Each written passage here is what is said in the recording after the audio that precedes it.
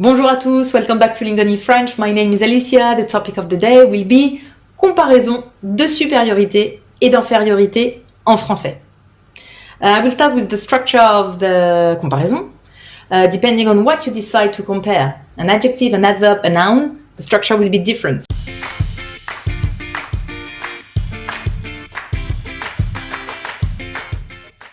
Donc, dans le cas d'une comparaison avec un adjectif, exemple simple et concret.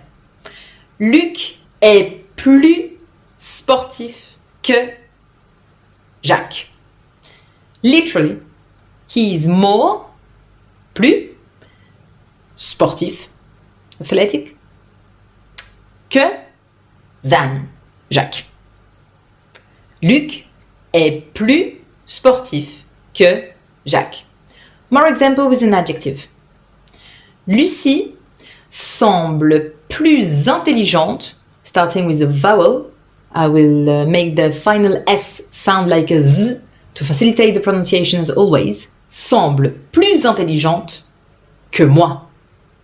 Ton frère est plus patient que le mien.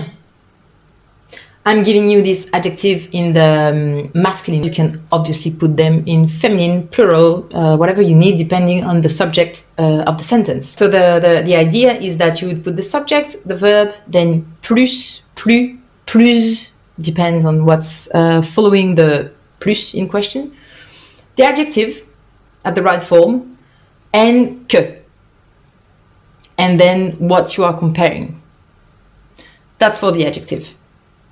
And you could always use a quantifier. Beaucoup plus, bien plus, vraiment plus, un peu plus, clairement plus. Now, in the case of a noun and not an adjective, the structure would slightly change because I would have to add a preposition.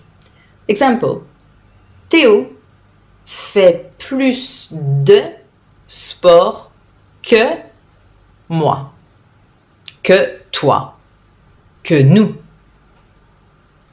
Théo fait plus de sport que, and that would work for any kind of noun.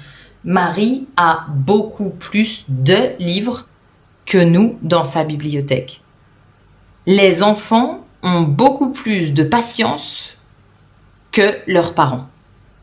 Maintenant, si je veux exprimer une comparaison d'infériorité, all you need to know is vocab. Instead of plus, you would use moins.